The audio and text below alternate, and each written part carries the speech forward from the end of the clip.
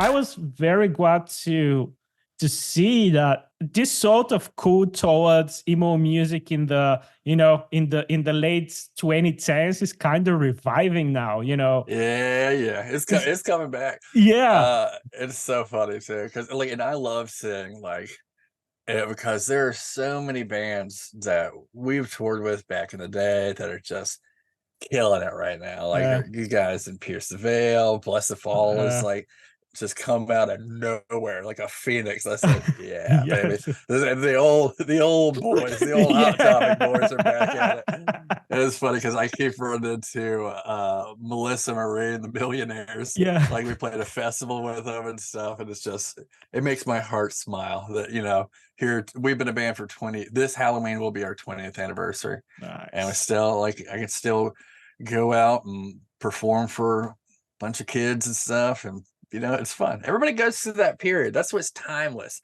The angst in high school. You need it. Absolutely. I like, I'm bringing up this discussion so much lately because I'm so passionate about it. And, once I'm bringing it up, I'm kind of, objectively, when I'm assessing this, I kind of realize that I'm sort of, turning up into this old gatekeeper sort of guy. Can't do that. I was recently talking, I think I posted on my Instagram a discussion about what genre Alesana is. And is it screamo? Is it post-hardcore? We called it sweetcore because we didn't know what it was. And people get real gatekeeping because my wife does our social media. And she said, Alesana popped up on Reddit in the screamo subreddit. And I can't remember what they were asking, something completely unrelated. And everyone's just like wrong Reddit, post-hardcore. It's just like, all right, but I am sort of the same way, but like because I scream for the band. I have a metal background. So if you mix up death metal and black metal, like I'm gonna correct you. Like, these are very different kinds of metal. So it is nuanced. True. But I can appreciate it, yeah. But it's so amazing because this period for alternative music, this was a topic I was going to mention, like between 2005 up to like 2015, I really feel is like the golden age of this music, I mean, you got to think about what's happening right then, because MySpace was a thing. It was like a really innocent social media platform. I remember because the band started in 2004, and then we got our MySpace, and we had a Pure Volume. Yeah. And it was like mind-blowing that you could just release your own music. And like it was a game changer. And so you had a lot of people that weren't major label kind of bands, but major indie label kind of bands that suddenly had a platform, and we would get, connect. Like we played, like I've chalked up a lot of our success to us being one of the first screamo post-hardcore bands to go to Mexico. And we did that based off of a MySpace message from a guy in Monterey, and we were like, "Sure, like I mean, what this approach works." Yeah, we'll do it. And then a video surfaced of like us playing in Monterey, and like the whole crowd singing along to our song "Apology," and that was like so we started getting like bigger record labels interested in us, but that wouldn't happen today. Like that just doesn't I would never do that. I would never let my kid do that. That's crazy. But it was like that infancy where everybody was just excited about being able to connect with anyone about like music, and like right now, across the world having this conversation. So that was, I think, the golden age of that for sure. And it was kind of mixed in because you can't forget like fashion was such a big part of it, and Hot Topics were everywhere, and then every dude in a band had a clothing line, and like that's when I decided to start printing t-shirts. So I'm like, every other frontman already has a clothing line. Someone's got to make it, and I'm gonna do that. That seems entrepreneurship.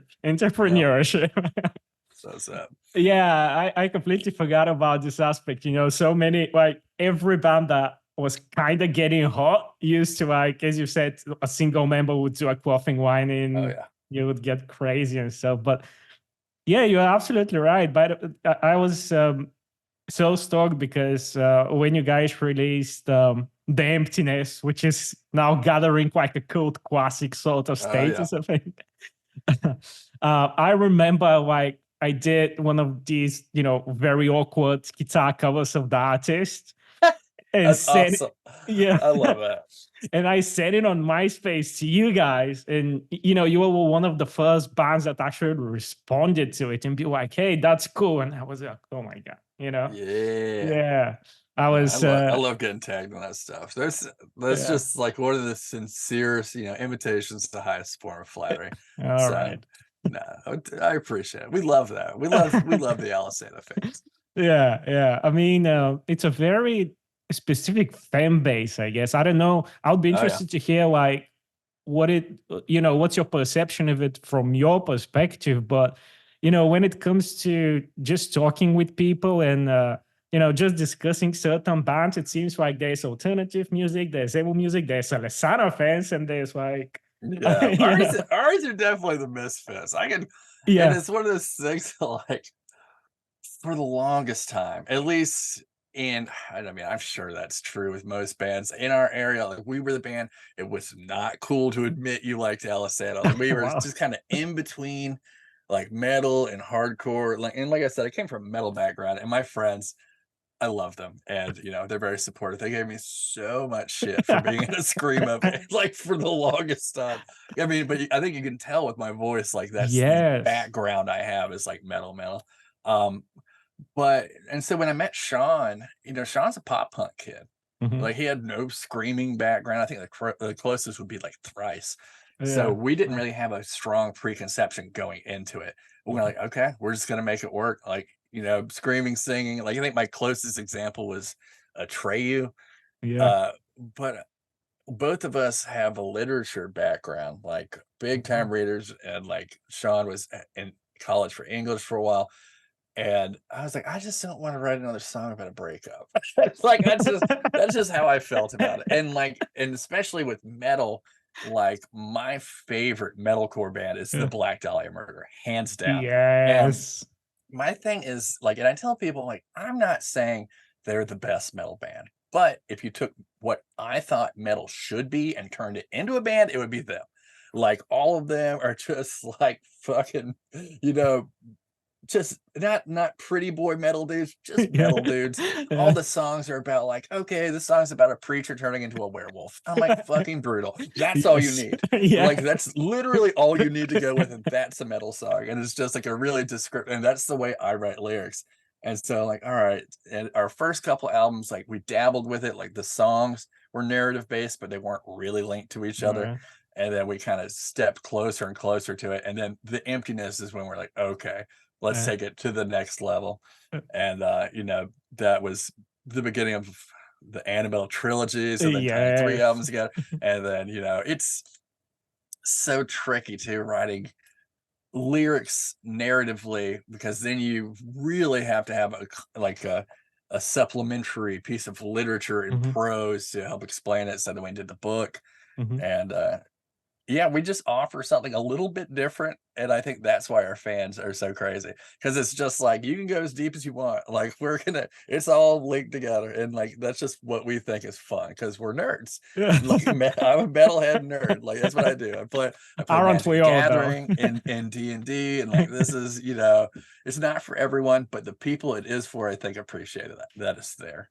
Yeah, I mean, it was. I remember what was it like for me, because I remember I was in high school, and as you mentioned, I was very big on literature, and obviously, the type of literature you get involved in when you're in high school, very tragic and Oh, poetic, and yeah, you're going uh, through a lot. yeah, you like philosophical existentialism stuff and stuff like that, and I was like, when you're into this sort of stuff, how when you're younger, you kind of get this sort of profile that you have, you know, interests above the ordinary level.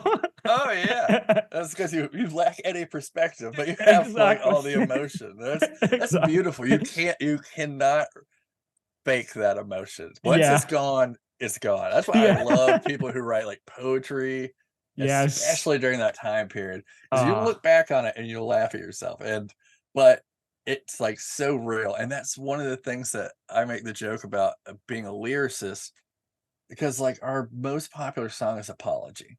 Yeah. hands down, apology. And I wrote it when I was 18.